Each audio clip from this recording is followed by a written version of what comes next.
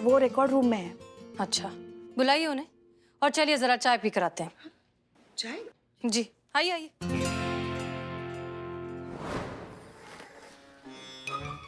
Thank you.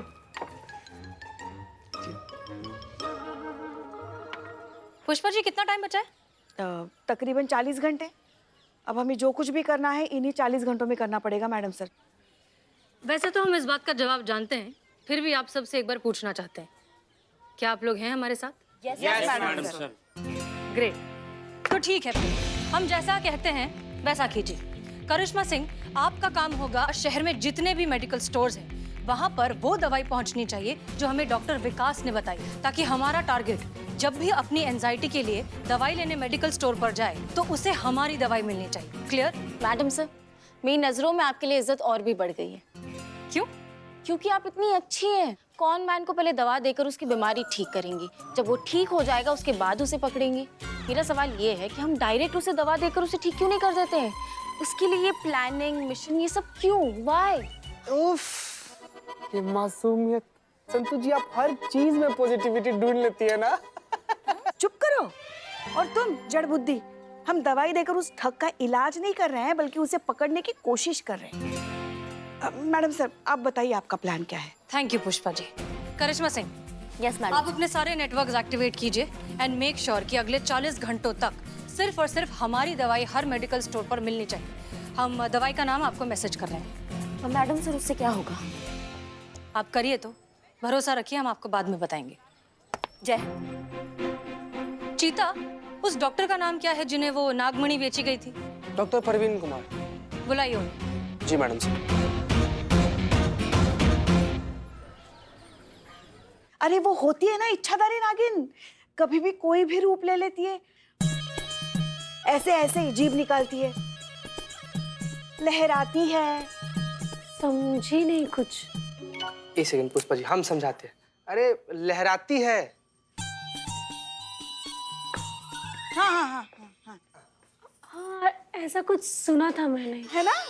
हाँ वो लहराती है और मेकअप वगैरह करती है और उसकी आंखें एकदम बड़ी बड़ी होती है, ऐसी हरी हरी, और आंखों में बहुत सारा काजल भर के रखती है। अरे डॉक्टर साहब, आइए बैठिए बैठिए। अरे सर आप इधर बैठ जाइए, हम इधर बैठ जाते हैं। ठीक है, बैठिए। आप जो हमको फोन पे कह रहे थे ना, हमको समझ नहीं आ रहा था। अच्छा कोई बात नहीं, अभी बता देते हैं। क्या है ना, क्या कैसी चल रही है तैयारियां? अब हाँ हम तैयार कर रहे हैं। नहीं नहीं, गुड गुड, आप लोग अच्छे से सब कुछ समझ लीजिए, कोई भी कंफ्यूजन नहीं होना चाहिए। ये बहुत ही इंपॉर्टेंट मिशन है। ये सब क्या चल रहा है? आप लोग कंटिन्यू रखिए, आप हमारे साथ आइए। जी मैडम सर। हमें लगता है कि आनंद सही है। आपको भी यही लगता है कि अगर आनंद ने फोर्स ज्वाइन किया होता तो वो हमसे काबिल होता? नहीं, बात यहाँ काबिलियत या नाकाबिलियत की नहीं है, बात सही होने की है। और इस मामले में आनंद सही है कि हम उस शातिर ठग की तरह सोचने में एक कदम कहीं पीछे रह गए। मैडम सर मेहरबानी होगा कि आप साफ साफ हमें बताएं, क्योंकि गोलमोल बातें हमको समझ में नहीं आता, हमारे दिमाग में नहीं घुसता है। कुछ सोचा है हमने, उस पर काफी रिसर्च भी की और एक डॉक्टर से बात भी की है। ये देखिए, एक खास तरीके की दवाई होती है जिसका इस्तेमाल करने से इंसान को हेल्यूसिनेशंस होने लगते हैं, मति भ्रम, दिमागी वहम। पता है मैडम सर। ओके, इस दवाई का डोसेज इतना कम होता है कि इससे किसी भी तरीके का शारीरिक या मानसिक खतरा बिल्कुल नहीं है। इस दवाई का इस्तेमाल करते ही कुछ देर के लिए इंसान को वो सब दिखाई देने लगता है जो दरअसल है ही नहीं। असलियत और भ्रम के बीच का फासला खत्म होने लगता है। और हमें अपने शातिर ठग के साथ यही करना है, असलियत और भ्रम का ऐसा भंवर तैयार करना है जिसमें वो उलझ कर रह जाए। वो कैसे मैडम सर? हमारे टारगेट की परेशानी क्या है? ये कि जब उसके एंजाइटी इश्यूज, उसकी बेचैनी जरूरत से ज्यादा बढ़ जाती है तो वो उसे कंट्रोल नहीं कर पाता बिना दवाई के। और दवाई उसे कहाँ मिलेगी? मेडिकल स्टोर पर। हमें बस इतना करना है कि हमारे आसपास के जितने भी मेडिकल स्टोर्स हैं वहां पर एंजाइटी की दवाई की जगह वो दवाई पहुंचानी है जिसके बारे में अभी हमने आपको बताया। उससे अच्छा ये नहीं होगा मैडम सर कि उस मेडिकल स्टोर पे हम निगरानी रख ले और अगर ऐसा कोई दवाई लेने कोई आए तो उसको वहीं धर ले? क्या है ना करिश्मा सिंह, हमारे पहले प्लान की कामयाबी की वजह से अब वो खुद दवाई लेने वहां आएगा नहीं। वो जरूर किसी और को भेजेगा। तो अब हम उसे कैसे पकड़ेंगे? तजुर्बा कहता है हमारा कि जरूरत से ज्यादा होशियार आदमी जरूरत से ज्यादा डरा हुआ भी होता है। उसे हर पल ये डर लगा रहता है कि कहीं उसकी कोई एक लापरवाही उसे लेना डूबे। हमारा ठग भी कोई अपवाद नहीं है। हम उसकी इसी कमजोरी का फायदा उठाएंगे। अब हम उसके डर को हथियार बनाकर उसे पकड़ेंगे और इस काम में हमारी मदद करेगा ताजी खबरों का इकलौता अड्डा, आपका अपना सनी चड्डा।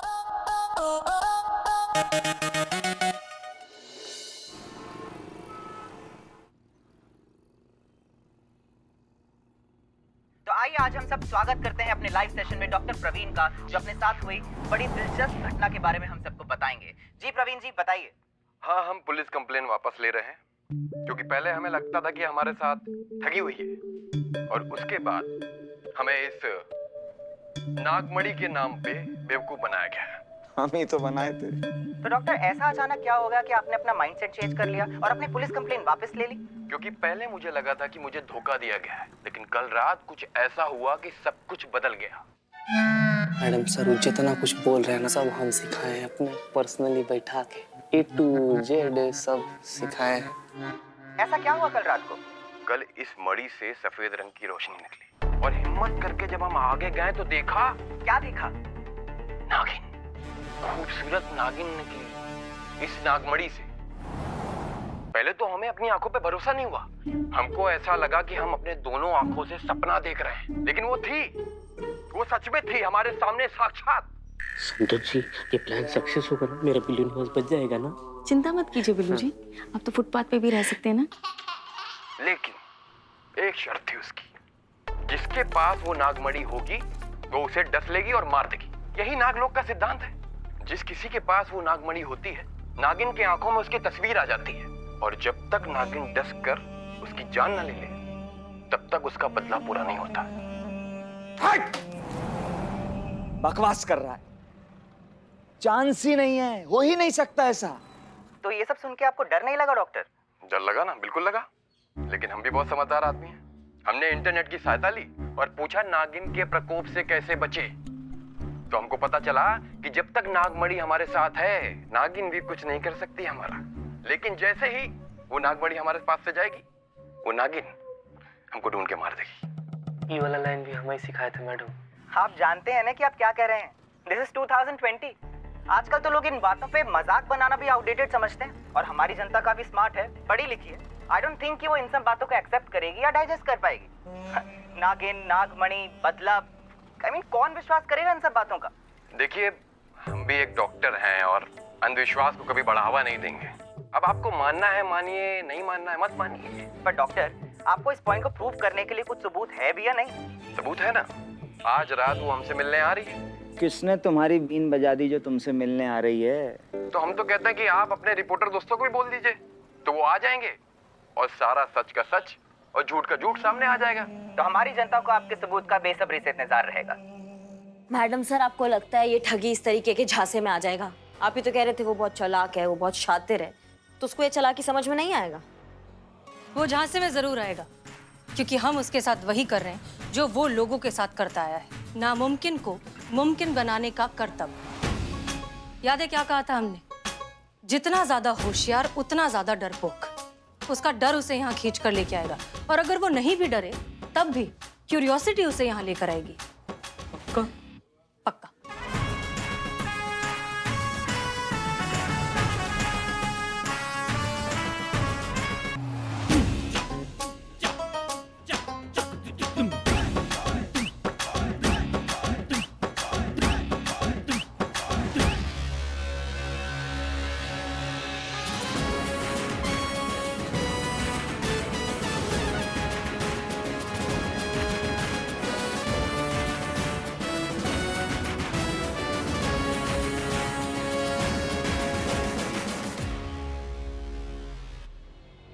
सब लोग अपने अपने मार्ग पर रेडी रहना।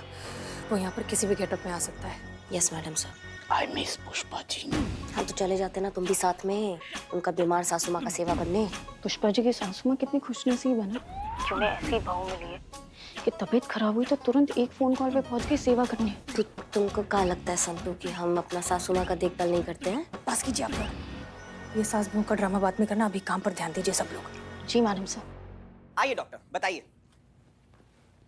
सच कभी कभी अविश्वसनीय होता है, पर होता जरूर है। बस थोड़ी देर और नागिन इस नागमणि से बाहर आ जाएगी। अच्छा जीती सुन ना, अगर तुझे कोई ऐसी इच्छाधारी नागिन मिलती और तुझे तेरी इच्छा पूछती तो तू कौन सी इच्छा पूरी करवाता? ये भी कोई पूछने वाला बात है संतू जी? आई तो कंफर्म है ना कि हम भी घर बसाते नागिन के साथ? मासूमियत के साथ। ये इच्छाधारी नागिन ना तेरी ये इच्छा कभी पूरी नहीं कर सकती। सांप के जहरीले अंडे, चुप हो जाओ नहीं तो तुम्हारा ना आखिरी इच्छा भी नहीं पूछेंगे हम। चुप रहो, मिशन पर ध्यान दो। देखो उधर, देखो।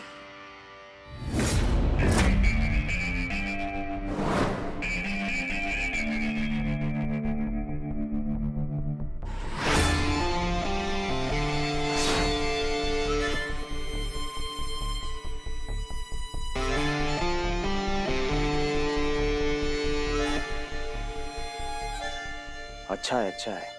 अब 2020 में नागिन निकलते हुए भी देखेंगे। नहीं, कमाल है।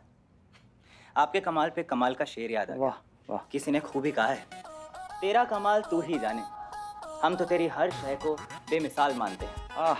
भैया मीडिया वाले हैं, अब अगर आज नागिन निकले तो भी ब्रेकिंग न्यूज, नहीं निकले तो भी ब्रेकिंग न्यूज।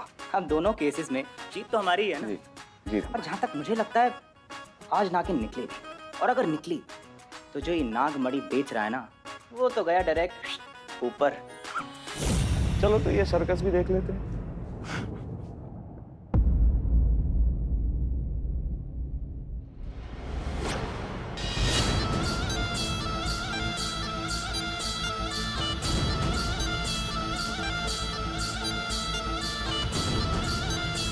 अरे 12 बज गया, मैंने कहा था ठीक 12 बजे चमत्कार होगा और नागिन बाहर आई। नागिन बाहर आ रही है। अरे आप लोग डरिए नहीं, कुछ नहीं करेगी आप लोगों को।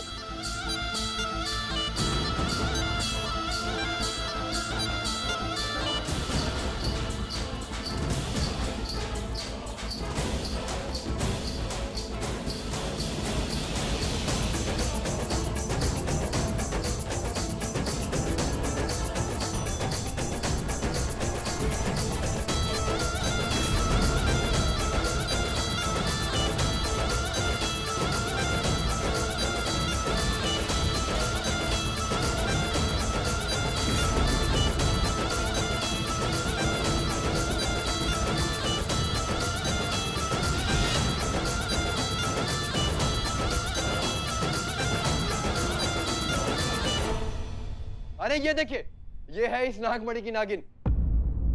मैं नागिन हूँ और यहाँ पे बदला लेने आई हूँ, और मेरी दिव्य शक्ति कहती है कि वो यही कही है जिसकी मुझे तलाश है। मेरा दुश्मन जिसने मेरी नागमणि बेचकर मेरा अपमान किया है, छोड़ूंगी नहीं मैं उसको।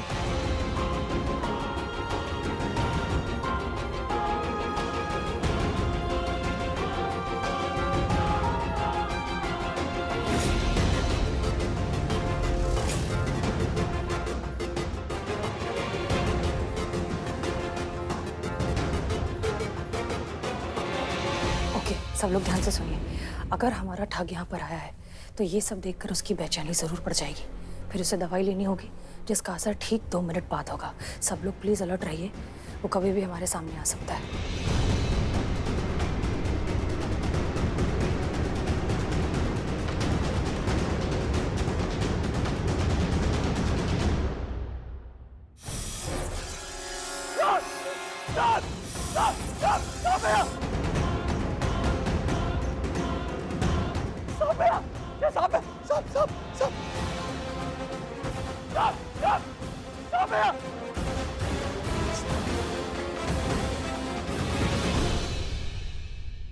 नहीं छोड़ूंगी मैं तुझे। सांप। तुझे मार कर ही मैं बदला लूंगी। मरने के लिए तैयार हो जा।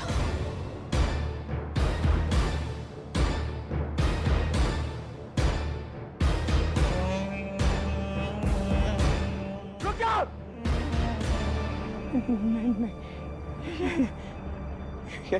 ये कैसे हो सकता है? ये नहीं हो सकता। अरे क्या हो रहा है मुझे? ये इस डॉक्टर का बेवकूफ बनाया था मैंने। ये कांच का टुकड़ा नागमणि बताकर इसको बेच दिया था।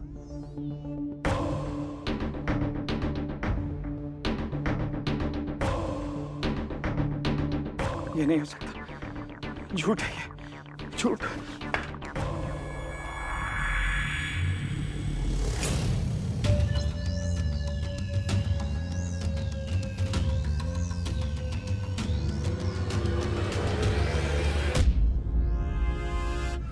वैसे तो हम सब जानते हैं, लेकिन ये कभी नहीं जान पाए कि आनंद जैसा इंटेलिजेंट टैलेंटेड आदमी के पीछे क्रिमिनल माइंडसेट है। अक्सर चिराग तले अंधेरा होता है सर। वैसे तो किसी भी गलत काम का कोई डिफेंस नहीं होता, लेकिन आनंद के क्रिमिनल बनने के पीछे उसके साथ जिंदगी में हुई ट्रेजेडी बहुत बड़ा हाथ है। पूरी तरीके से काबिल होने के बावजूद बस एक मामूली से आंख के डिफेक्ट की वजह से वो एकेडमी ज्वाइन नहीं कर पाया और इसी गुस्से और फ्रस्ट्रेशन ने उसे क्रिमिनल बना दिया। अफसोस इस बात का होता है कि आनंद अपने टैलेंट का बहुत अच्छा इस्तेमाल कर सकता था। देश की सेवा करने के लिए सिर्फ वर्दी पहनना जरूरी नहीं है। बिल्कुल सही कहा मिस मलिक, लेकिन मैं हैरान इस बात पे हूँ कि इसको इसी की तरीके से पकड़ा कैसे किया है सब आप लोगों ने? सर, दरअसल हमारे पास अपराधी की जितनी भी फर्स्ट हैंड इंफॉर्मेशन अवेलेबल थी, उस पर हमने अनुमान लगाया कि उसे एंजाइटी की प्रॉब्लम है। अगर प्रॉब्लम है तो वो दवाई भी लेता होगा, बस। फिर हमने डॉक्टर विकास और डॉक्टर प्रवीण के साथ मिलकर एक प्लान बनाया। आसपास के जितने भी मेडिकल स्टोर्स हैं, वहां पर हमने एंटी एंजाइटी पिल की जगह वो दवाई रख दी जो हमें डॉक्टर विकास ने सजेस्ट की थी। इस दवाई को लेने से इंसान को थोड़ी देर के लिए हेलुसिनेशंस होने लगते हैं। अब घबराइए नहीं, इस दवाई का सेवन करने से किसी को कोई मेंटल या फिजिकल रिस्क नहीं है। और अगर थोड़ी बहुत भी किसी को परेशानी होती तो हमने पहले से ही आसपास के जितने भी हॉस्पिटल्स हैं या क्लिनिक्स हैं, वहां पर सारे डॉक्टर्स को अलर्ट कर दिया था। प्लान के मुताबिक आनंद ने दवाई ली और फिर जो हुआ वो सब आपने देख ही लिया। ऑफ कोर्स इस सब में किस्मत का साथ देना बहुत जरूरी था, जो कि हुआ, और हमने अपराधी को पकड़ लिया। हम तो इसे देखते ही पहचान गए थे सर, बस इसके कन्फेशन का इंतजार कर रहे थे।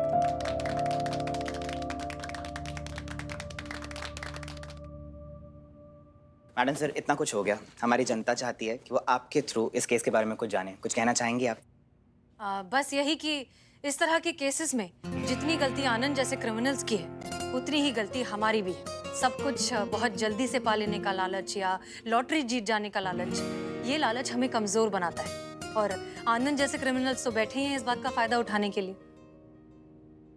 हम ये बात भूल जाते हैं कि कुछ भी पाने के लिए थोड़ी सी मेहनत, थोड़ी सी मशक्कत तो करनी पड़ती है। तो मेहनत करिए and have a happy Diwali. Thank you.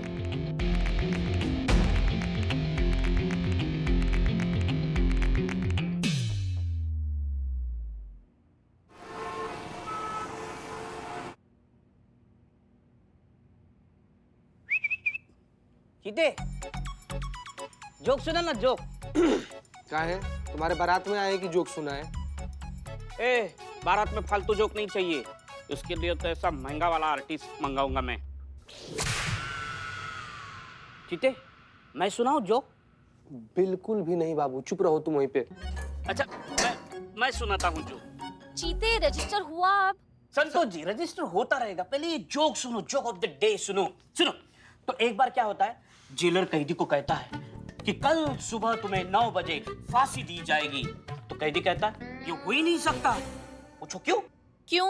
क्योंकि कैदी कहता है मैं उठता ही 10 बजे हूँ।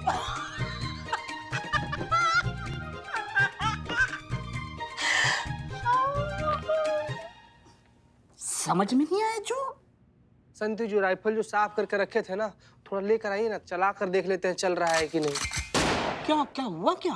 बिल्लू जी, ये जोक था। ऐसा सड़ियल, वाहियात, बेकार सा 2 कौड़ी का जोक मारते हो, आपको बिल्कुल डर नहीं लगा कि इसके बाद आप पे जानलेवा हमला भी हो सकता है? चलो ठीक है, जोक को छोड़ देते हैं, चलो चाय पी के आते हैं। चीते, रजिस्टर का काम हुआ? फालतू समझाएगा जी अपनी तरह तुम, जब देखो तब चीते चल बाहर चल के चाय पी के आते हैं, घूम के आते हैं। एक शब्द और बोले ना हमको तो सरकारी काम में बाधा डालने का जुर्म में ऐसा एक्सटेंशन हो जाएगा। करिश्मा मैडम के हवाले कर देंगे। अब चुपचाप खड़ा रहो।